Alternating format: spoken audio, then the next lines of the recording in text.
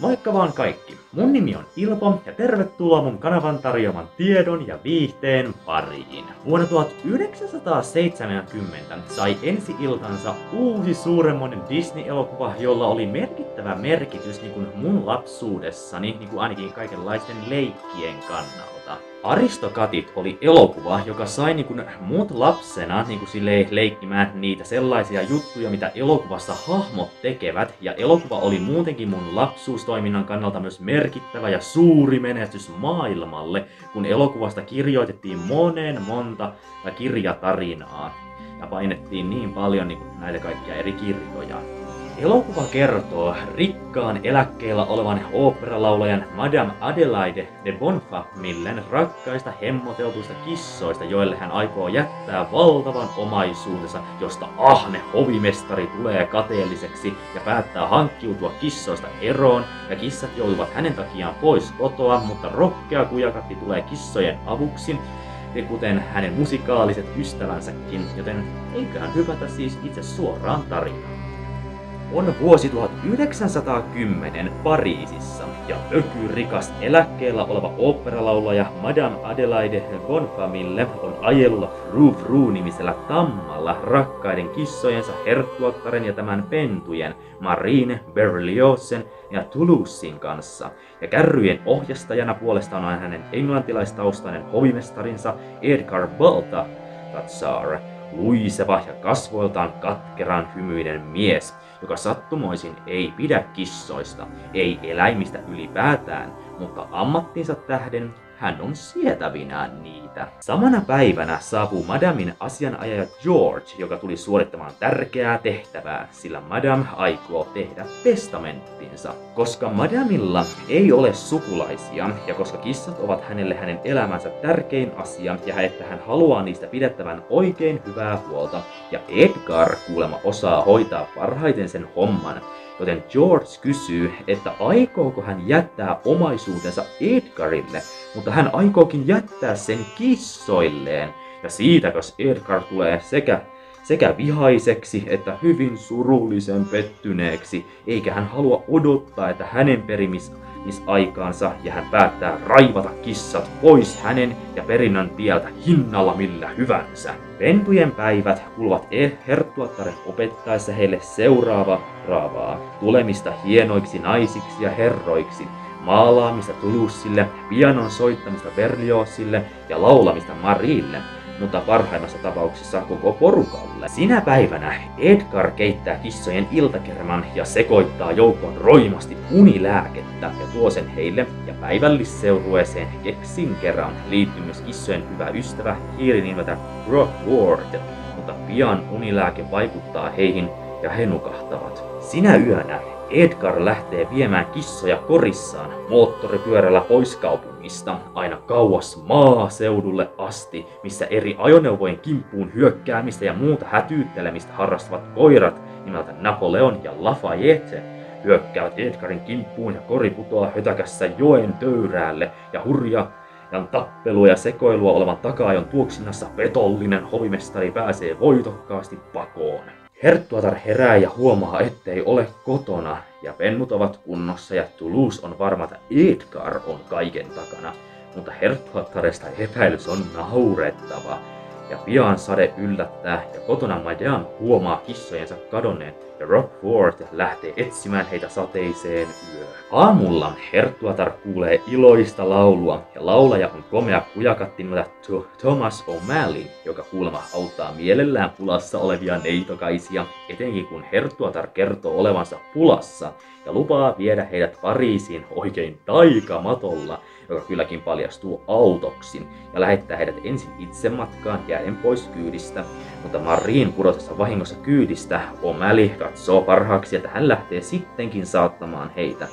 Ja matkalla Herttuatar kertoo huolistaan Madamin suhteen, sillä hän ei kuulemma ole koskaan ole ollut aikaisemmin yksin. Frou-Frou ja Rockford surevat kadonneita ystäviään, mutta Edgar päinvastoin puolestaan on loistotuulella, mikä hämmentää kaksikkoa, ja Edgar paljastaa, että hän on syyllinen kissojen katoamiseen, ja oikein uutisotsikkoa itsestään kaksikolle näyttäen ja ylpeillen, ettei ole yhtäkään johtolankaa, joka yhdistäisi tapauksen häneen, mutta hänen pitää vielä hakea takaisin tapauksen jäljiltä jäänyt hattunsa, sateenvarjonsa, kissojen kori ja moottoripyöränsä sivuvaunu. Kissat nauttivat kuljetusautossa aamiaista, mutta kuljettaja huomaa salamatkustajat ja ajaa heidät tiehensä, joten he menevät sillalle leikkimään junaa. Mutta juna tulee vastaan ja he hyppäävät sillan alle, mutta Marie putoaa jokeen, joten O'Malley sukeltaa pelastamaan hänet onnistuen siinä, mutta hän ajautuu kohti alajuoksua. Tiellä kulkee kohti Pariisia hanhineidit nimeltä Abigail ja Amelia, jotka pelastavat hänet ja herttuatar kiittää heitä ja he lähtevät yhdessä kohti kaupunkia matkien hanhien kävelytapaa yhdessä. Ja saapuessaan perille he tapaavat neitien juopuneen valtosedän, joka oli ollut vaaraksi päätyä ateriaksi, mutta hän pääsi pakoon, joten hän lähtee humalaisena tyttöjen matkaan. Samana iltana Edgar lähtee hakemaan todistusaineistoa pois rikospaikalta Rookfortin hypätessä kyytiin, mutta pudoten kyydistä, ja Edgar palaa samaa tietä takaisin, hiippailen alueella etsien tavaroitaan, ja lopulta huomaa koira kaksikolla olevanne, ja hän piiloutuu, mutta Napoleon kuulee hänen kenkiensä narinan, vaikka Lafayette uskoo sen olevan hepokatti. Edgar yrittää virvelillä hän onkia hattunsa, mutta tehtävä osoittautuu odotettua hankalammaksi, mutta päätä käytettyään ja rapsutettua Napoleonia hän saa kun saakin hattunsa takaisin sekä korin että vaunun, ja paet eteen kaksikon rynnätessä perään, mutta pääseekin taas kerran oitokkaasti pakoon. Seurue on väsynyt taivallettuaan koko matkan, joten he pysähtyvät O'Mallin kotiin ja he huomaavat hänen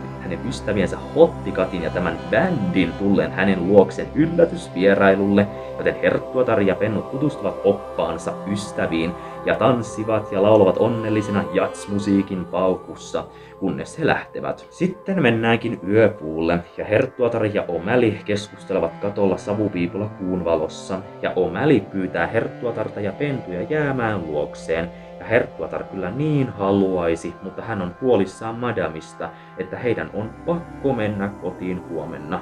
Ja O'Malley kyllä ymmärtää. Seuraavana aamuna he saapuvat madamin asuinalueelle ja Rookfort riemuitsee heidän paluustaan ja Edgarin nauttiessa elämästä ilman kissoja, joten Rookfort yrittää viivyttää häntä sitomalla kengännauhat yhteen ja varoittaa ystäviään. Mutta miltei heti sisälle päästyään Edgar sulloo heidät säkkiin heittäen siis säkin uuniin. Niin madamin tullessa paikalle kuultuaan heidän maunnan, mutta luulee, ettei se ollutkaan sitä. Samaan aikaan Rookfort ryntää kissojen pyynnöstä hakemaan O'Malleyta apuun, ja tämä lähettää hänet hakemaan kaverinsa. Kujakissat löytävät hänet, ja kun Rookfort muistaa O'Malleyn nimen oikein, he kuuntelevat häntä ja kerrottuaan herttuattaren ja pentujen olevan pulassa lähtevät kiireellä matkaan. Edgar soittaa muuttofirmaan ja lukitsee kissat arkkuun aikomuksena lähettää heidät Timbuktuun, ja O'Malley hyökkää hänen päälleen ja yhdessä Frou Froun kanssa hän saa viivitettyä häntä ja samassa Hottikatti jengeineen tulevat apuun. Rookfort saa arkun kun auki ja kissat saavat kaapattua Edgarin haltuunsa ja Frou Frou potkaisee Edgarin arkkuun muuttoauton saapuessa, joten kissojen sijasta arkussa oleva Edgar lähetetäänkin kauas Timbuktuun asti. Madame Bonfamille on onnessaan kissojen tultua takaisin kotiin. Testamenttia muutetaan poistamalla hovimestariasiakirjasta. Madame pyytää O'Malleytä jäämään mieheksi taloon ja tulevien pentujen isäksi, ja perhepotretti saadaan, ja Madame sanoo perustaneensa yhdistyksen, joka takaisi, että kaikki Pariisin kulkukissat saisivat asua hänen kartanossaan, missä ne kaikki saisivat tanssia ja laulaa niin paljon kuin ikinä haluavat Rookfortin ollessa kaikkien kissojen lemmikki, joista Katti tahtoo olla jokainen. Elokuva, jonka me tunnemme nimellä Aristokatit, oli tosiaan hieno menestys Walt Disneyn yhtiölle, koska siitä tehtiin lukuisia eri kirjasovituksia ja Walt Disney tuotti sen, vaikka Walter ei kissoista pitänytkään toisin kuin koirista. ja sillä olikin paljon vaikutusta tekemisieni kannalta omassa elämässäni, varsinkin ollessani päiväkodissa ja eskarissa. Joten kerronpa teille ensin vähän elokuvan hahmoista. Herttuatar on 3 lapsensa Marin, Berliozin ja Toulousein äiti, joka pyrkii kasvattamaan lapsistaan hienoja herroja ja naisia, eli Marista, joka opettelee laulamista, Berliozista, joka harjoittelee pianolla soittamista, ja Toulousesta, joka puolestaan harjoittaa maalaamista. Se olikin mulle silloin ennen ja on oikeastaan edelleen kyllä aika kummallista, koska siinä ei ainakaan ole mun mielestä ainakaan kovinkaan paljon mitään tolkkua, koska kissojen yleensä kuuluu vain makoilla eli naukua, eli nukkua, syödä ja pyydystää hiiriä ja rottia ja muutenkin leikkiä ja olla ihmisten siliteltävänä ja rapsuteltavana kuin harjoitella ja tehdä ihmisaristokraattien juttuja, kuten siis tässä tapauksessa musiikin tekoa ja taiteen luomista. No, tekemisensä kullakin, sillä eihän se ole silleen kenellekään tai millekään määrättyä. Thomas O'Malley on kujakissa, joka auttaa Herttuataren pentuineen takaisin kaupunkiin, jolla on kavereinaan jazzbändi nimeltä Hottikatti, joiden toiminta tulee olemaan elokuvan huipentuma. Rockford on hiiri, mutta kissaperheen hyvä ystävä, joka lähtee etsimään ystäviään, tosin Rockfordin tutkimukset eivät kylläkään johda mihinkään. Frou on Madamin uskollinen tamma ja kissojen ja Rockfordin hyvä ystävä ja on valmis tekemään mitä vain ystäviensä eteen. Napoleon ja Lafayette ovat 2 maaseudulla asuvaa koiraa, jotka pitävät eri ajoneuvojen ja niitä ajavien ihmisten takaa-ajosta ja hätyyttelystä. Madame Bonhamille on eläköitynyt rikas ja vanha oopperalaulaja, joka on päättänyt jättää kaiken maallisen omaisuutensa kissoilleen, ja tämähän ei ollut juuri laisinkaan hänen hovimestarinsa mieleen. Abigail ja Amelia ovat 2 hienostunutta hanhirouvaa matkalla Pariisiin, jossa heidän marinoitu valdosetänsä on myös juuri painut kokilta ja lähtee iloisesti humaltuneena heidän matkaan. Tämä kyseinen hovimestari Edgar Baltzar nimeltään on elokuvan pahis. Hänestä ei tosiaan juuri laisinkaan tiedä, että onko hän aina ollut katkeroitunut, kateellinen ja kaunaa kantava Madamin kissoja ja niille suotua huomiota ja kohtelua kohtaan, vai oliko hän sellainen, että ne olivat hänelle itse huoltamisen ja muun kannalta ihan ok, kunnes Madame ilmoitti hänen kuullen, että kissat saisivat hänen omaisuutensa ja sitten vasta hän. Ja se sai hänen sisimmässään jonkin vinksahtamaan ja teki hänestä konnan. No, oli miten oli. Niin molemmissa tapauksissa tämä ei ollut hänestä lainkaan oikeudenmukaista, kun vuosikausien ahkeruus, rehellisyys, uskollisuus ja hyvätapaisuus Madamia ja tämän rakkaita lemmikkejä kohtaan, ja tämän hän saisi siitä palkaksi, että kissat saavat Madamilta hänen rahansa, arvotavaransa ja kartanon ensin, ja vasta kissojen kuoltua hän saisi itse loput omaisuudesta, ja siksi hän halusi päästä kissoista eroon, jotta hän saisi omaisuuden itselleen. Edgarin on osoitettu olevan äärimmäisen irrationaalinen ja epäälykäs idiootti. Hän näyttää ottavan ilmaisun, että kissoilla on 9 elämää kirjaimellisesti ja selittää uskovansa, että hän olisi kuollut kauan ennen kuin kissat kuolevat. Hän ei myöskään näyttänyt ymmärtävän, että vaikka Herttuatar ja pennut olisivat eläneet kauemmin kuin hän, niin hän olisi silti voinut hallita heidän perinnöllistä omaisuuttaan, koska kissoinahan ne eivät olisi osanneet tai eivät olisi voineet käyttää rahaa yksin henkilökohtaisesti. Ja yksi selitys voi kuitenkin olla, että Edgar olisi saattanut joutua käyttämään osan rahoista kissoihin, mikäli hän olisi oikeasti halunnut kaiken vain itselleen, vaikka vain 5-10% olisi mennyt nyt kissojen hoivaamiseen, kun 90-95% olisi kuulunut hänelle. Ja tätä saattoi toki myös edesauttaa se asia, että jos hän olisi saanut itse omaisuuden, niin hän ei olisi huolehtinut tosiaan kissoista, tai ellei hän olisi sittenkin jonkinlaista hyväsydämisyyttään ottanut niitä mukaansa tai jättänyt niitä Pariisiin ja palkannut niille jonkun toisen hoitajan. Sillä kohtauksessa, jossa hän haaveilee Madame Adelaidin omaisuuden lunastuksesta, hänen silmissään ilmestyy dollarin merkkejä, jotka kelluvat hänen päänsä ympärillä ja leijailevat, ja hän jopa sanoo englanninkielisessä dubissa $1,000, millions. Vaikka dollari ei ole koskaan ollut Ranskan valuutta, niin kuin tuohon aikaan se oli tosiaan CFP-frangi, joka tunnetaan paremmin nimellä Ranskan frangi, kunnes se vaihtui ja on näin nykypäivänä euro.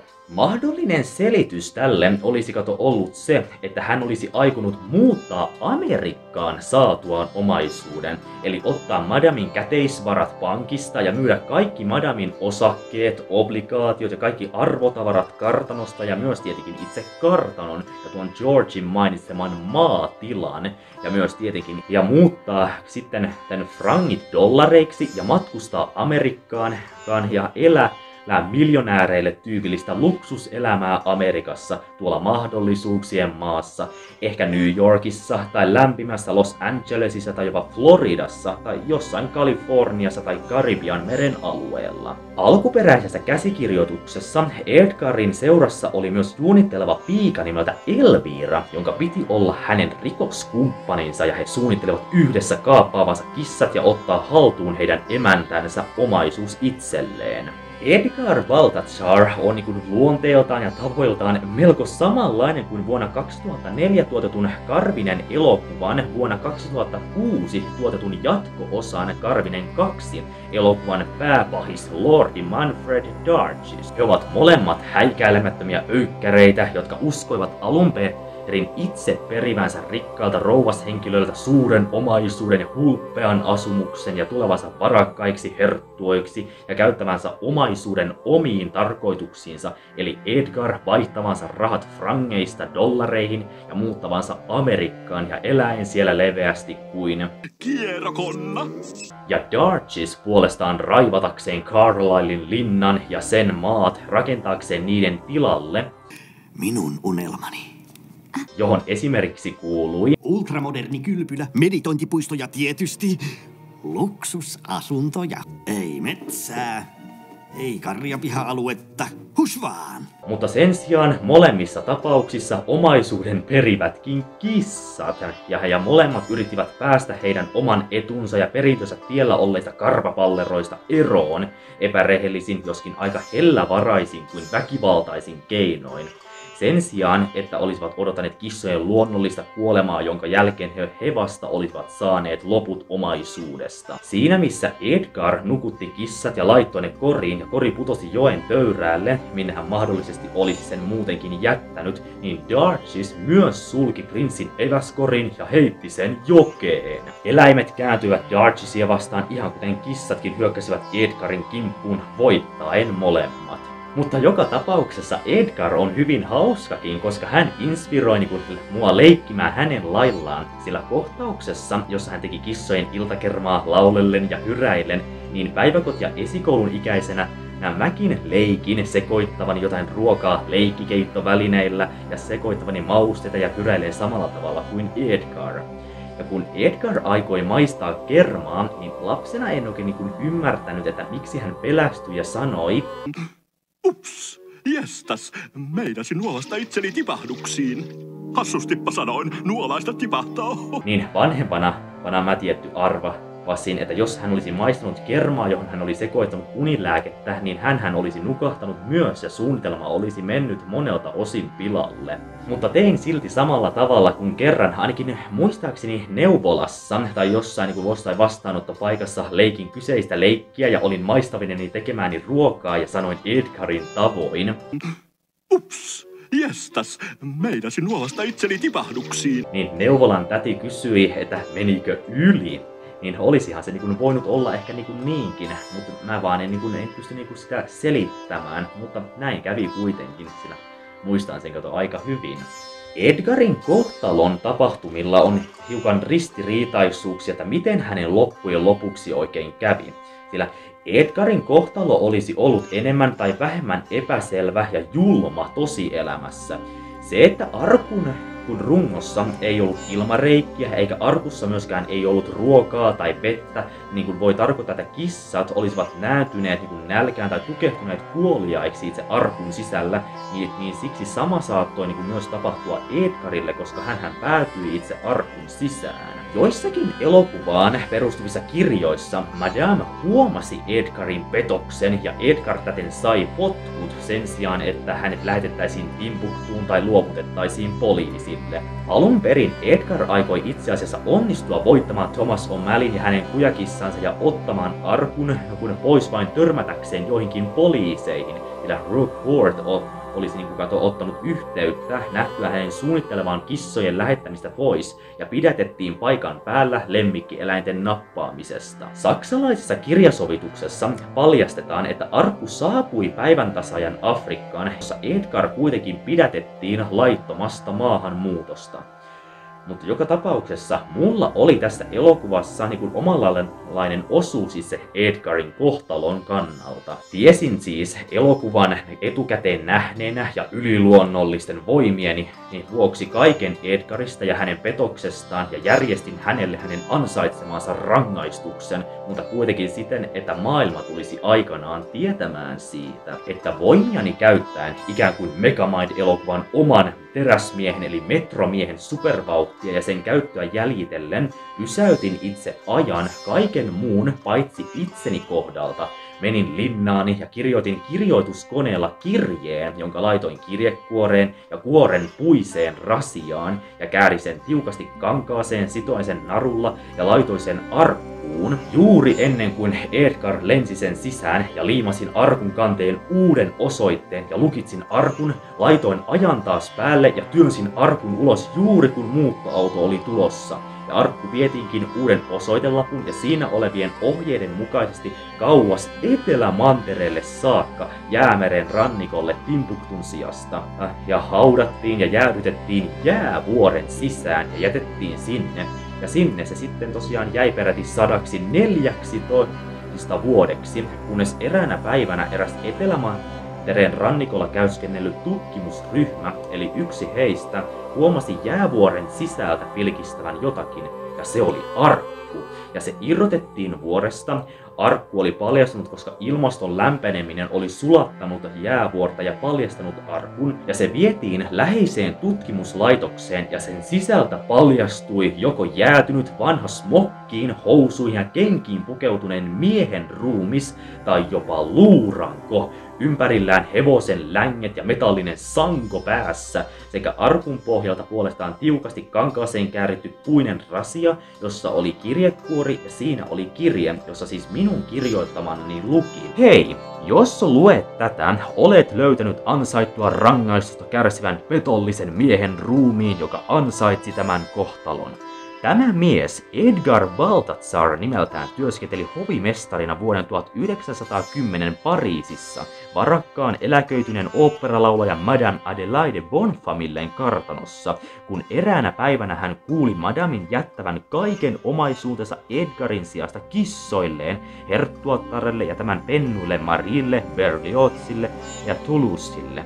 Ja tämä ei ollut hovimestarin mielestä oikeudenmukaista. Hän yritti hankkiutua kissoista eroon viemällä ne ensin kauas maaseudulle, josta ne kuitenkin löysivät takaisin kotiin, ja jonka jälkeen mies yritti hankkiutua niistä eroon uudelleen ja aikoi lähettää kissaparat tässä arkussa kauas Timbuktuun. Mutta onneksi kotimatkan varrella kissojen seuraan liittyneen kujakatti Thomas O'Malleyn ja tämän ystävien eli svengaavien hottikattien ja Madamin hevosen Fru Frun ansiosta Madamin lemmikit pelastuivat ja Edgar sai ansionsa mukaan, kun hevonen potkaisi hovimestarin tähän arkkuun kissojen toimesta länget ja sanko yllään. Ja minä muutin rangaistusta, että laitoin tämän arkun lähetettäväksi Timbuktun sijasta tänne Etelämantereelle ja kirjoitin nopeasti tämän kirjeen, jonka laitoin tähän arkkuun tuossa rasiassa, jotta asiaa ei niin paljon aikanaan, eli nyt tarvitsisi tutkia, että kenen ruumis tämä on ja miksi se oli tässä arkussa ja arkku haudattuna jäävuoren sisään. Heippa rallaa ja hyviä vointeja jälkimaailmalle ja teille, jotka saitte selville tämän koko perheen siepaneen salaperäisen kissan nappaajan tapauksen. Ystävällisin terveisin Ilpo Alanko 14. syyskuuta 1910. Pariisi. Tämän lisäksi arkussa oli myös muun toinen kankaaseen kääritty, leveämpi kansiomainen puulaatikko, missä oli tämä lehti, jonka Edgar näytti Frou-Froulle, sekä valokuva hänestä sekä madamista ja hänen kissoistaan ja kartanosta ja osoite, missä kartano oli. Minä olin ne sinne myös laittanut ja tämän jälkeen sitten tutkijat lähettivät nämä tavarat ja ruumiin toiselle tutkimusryhmälle, jotka lähtivät Pariisiin tutkimaan ja etsimään vastauksia ja todisteita tästä keissistä. Ja Edgar poltettiin ja haudattiin Pariisin hautausmaalle, ja tutkijat löysivät hänet 1910-luvulla kadonneiden henkilöiden listalta ja tiedoista ja rekisteröivät hänestä löytyneet todisteet hänen rikoksestaan ja katoamisestaan ja muutenkin kaiken. Kyllä, se oli kyllä monien tuon universumin ihmisten mielestä aika uskomatonta, ja jos se olisi tapahtunut ihan oikeasti ja täällä meidän universumissamme, eli täällä meidän maailmassamme ja tällä mun fantasioimallani tavalla, vaikka se arkun Timbuktuun lähettämisen sijasta Etelämantereelle lähettänyt henkilö olisi voinut olla joku muu kuin mä, tai jotain, niin tämän kadonneen Etelämantereelta löytyneen salaperäiseksi koko perheen siepanneeksi kissan nappaajaksi selvinneestä petoksesta paljastuneen hovimestarin tapaus olisi kyllä varmaan ollut hieno videon aihe yhdelle mun suurimmalle esikuvalleni Ville Mäkipellolle, tai toki myös Petteri Mikkoselle, jotka ovat erikoistuneet tällaisten katoamisvideoiden tekoon. Elokuvan lauluissa ei ole tosiaan mitään vikaa, mutta tällä kertaa en vitsi oikein lähteä kertomaan niistä, koska niistä yksikään ei silleen oikein ole inspiroinut mua mitenkään, mutta muuten elokuvan tapahtumat ja itse elokuva oli kyllä todella hyvä mun lapsuudessani ja on edelleen. Joten suosittelen katsomaan tätä elokuvaa ja parhaassa tapauksessa lukemaan siitä kirjoitettuja ja kuvitettuja lukemattomia kirjasovituksia. Alright, tässä oli tämänkertainen elokuvavideo. Miltä tää susta kuulosti, sillä olisi kyllä mahtavaa kuulla sun mielipiteitä, joita voisit tosiaan pistää tonne kommenttikenttään, ja olisi muuten hyvä, että tukisit mun YouTube-toimintaa vaan painamalla vaan itse tilausnappia ja pistämällä tämän mun kanavan tilaukseen, ja me nähdään taas seuraavan videon parissa, joten se olisi taas tältä erää. Moikka ja morjens!